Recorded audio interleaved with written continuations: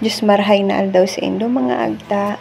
Shortcut na nga pala ito ng video ko. Kasalukuyan na nga kaming nasa bato. Hindi na nga ako nakapag-video kasi nga bigla namang umulan. May low pressure kasi nung araw na yan. Papunta kaming Binurong Point. Kaya nagmadali na rin kami. At hindi na rin ako nakapag-video. Yan nga pala ay papunta na kami sa area. Daanan papuntang Binurong Point. Tingnan nyo naman at basa-basa din yung daan. Tinuloy na rin nga namin kahit may low pressure kasi nga naka-schedule na rin yan. Gawa ng mabilisan lang din naman yung bakasyon ko. At malapit na naman ang pasukan at hinahanap na rin ako ng mga kupal kong boss. Ay, charot lang. Joke lang po. Eme-eme ko lang yon pero mababait talaga yung boss ko. Medyo mahaba-haba nga rin yung biyahe namin at galing pa kami San Andres. Hindi ko rin alam kung ilang kilometers to, pero bahala na. Ngayon nga pala, kasama ko nga pala yung classmate ko nung college ako at yung ate ko, sumama din pala siya. Akala ko kasi kaming tatlo lang ng classmate ko, hindi rin naman sumipot yung isa kong classmate. Shout out sa iyo, Jill, kupal ka. Charot. At salamat nga pala kay Ani. Lagi kong kasama yan. Nasa Manila pa kami, lagi kaming nag-hike. Lagi naman siyang pagod. Siya nga pala nang nag-drive ng araw na yan. Kasi nga ako ayoko mag-drive kasi kakapagod din naman mag-drive. Gawa ng maulan din, baka mamaya masemplang ulit kami, gaya ng college. Ako pa naman nagda-drive nun. Andito na nga kami ngayon sa Tilod. Di ko alam kung anong lugar to, basta barangay Tilod daw. Kaya tara, samahan nyo kami papuntang Binurong Point.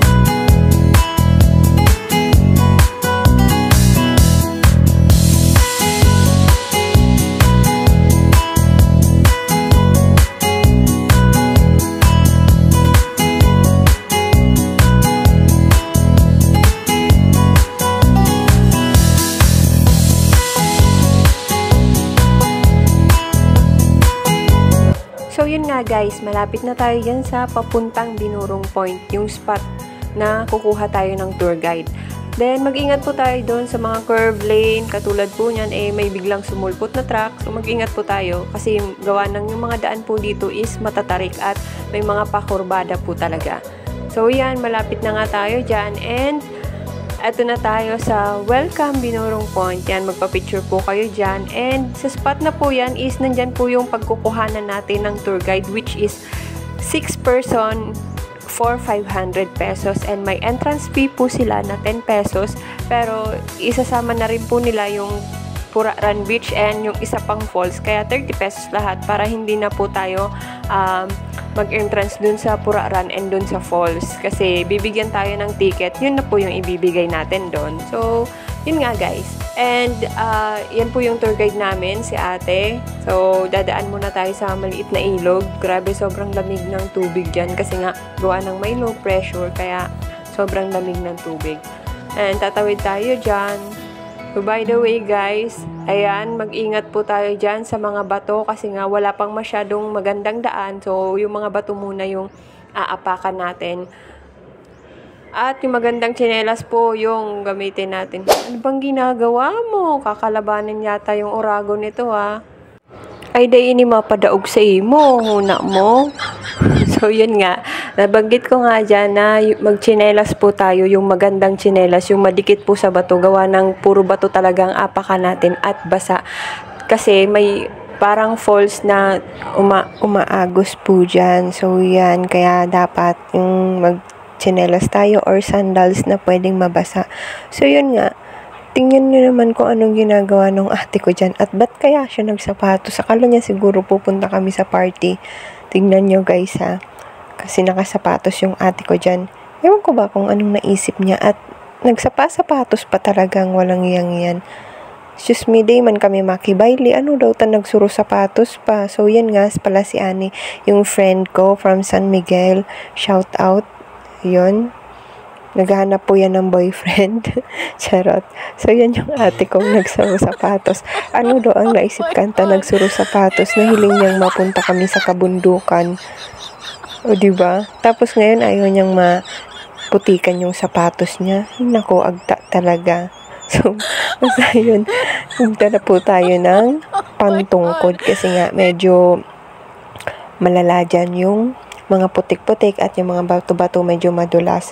So, yun, medyo nag-iba na rin po pala yan dito kasi nga may mga signage yan. Ayan, live life with no excuses, sabi daw dyan. Tapos, eto na nga, after 45 minutes, so nakarating na tayo dito sa pinaka-entrance ng Binurong Point. Parang Batanes talaga yung vibe dyan. Grabe, sobrang ganda. Napaka-amazing talaga ng Catanduanes. Dami talagang mga magagandang lugar dito sa amin. Kaya, guys, punta na kayo dito. Mag-tourist na kayo dito. And, grabe, mapapa-amazing talaga kayo sa magagandang tanawin dito sa amin. And, yes, yan po yung Pacific Ocean. Alam niyo naman na yung Catanduanes ay daanan ng bagyo at malapit kami sa Pacific Ocean. Kaya, ito yung Pacific Ocean. Grabe yung view. Napakaganda. Kita nyo naman dyan. Diba? Sobrang Batanes feels talaga. Hindi na kami lalayo. Yan pala. Tatawa ako dyan kasi nga sobrang lakas ng hangin. Ay, gyatay. Ayun na. Tinangay na yung mga botones ni Indoy. So, yan. Pagpasensya nyo na po is rated SPG po yung utong niya at napakaitim. Balik tayo dito sa tanawin. So, grabe. Sobrang feel na feel ko yung tanawin dyan. At napakalakas din ng hangin.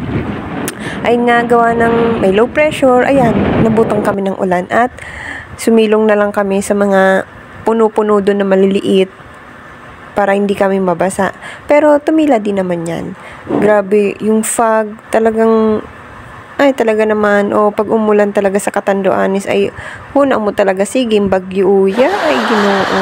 Pero, ayan, nawala din naman yung ulan at na-feel din namin yung napakagandang tanawin, a beautiful disaster, ika nga ni Catherine Bernardo.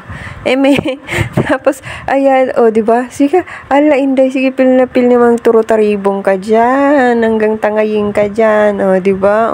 Wow. See, transition ng eme. Sige lang, picture taking ka lang. Grabe, sobrang ganda kasi ng tanawin. Talaga namang mapapa-instagrammable ka talaga dito. So, yan. Feel lang namin yung hangin dyan. And, yan, picture-picture lang. Video-video lang kami dyan. Grabe.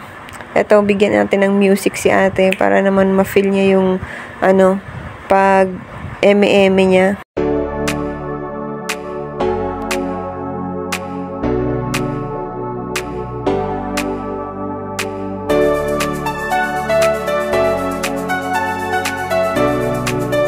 Guys, may mga baka po dyan. Huwag po natin silang galawin. Huwag po natin silang batuhin.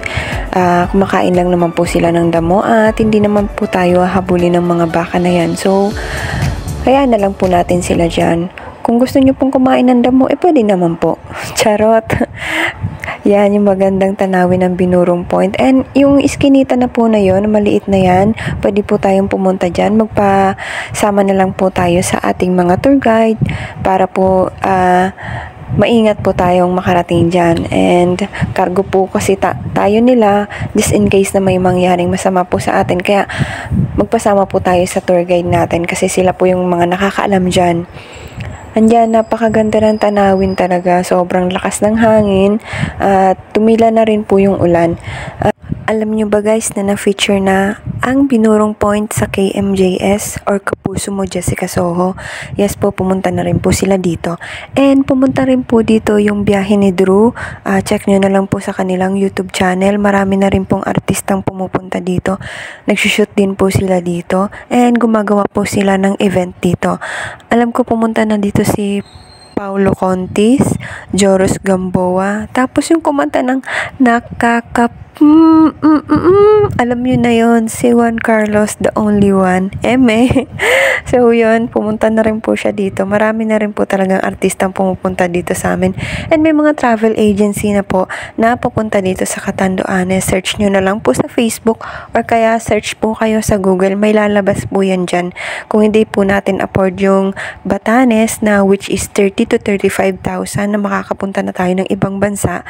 So dito na lang po tayo sa Feeling Batanes which is Catanduanes. O diba may similarity yung pangalan nila, Batanes, Catanduanes. Catanduanes, Feeling Batanes. O diba, nagchismisan pa yung dalawa. So yun guys, exit, pumunta na rin kami sa Puraran pero di kami nang tagal dyan kasi nga gawa ng maulan. At ito naman yung Bato Church, yan yung oldest church dyan sa probinsya ng Catanduanes.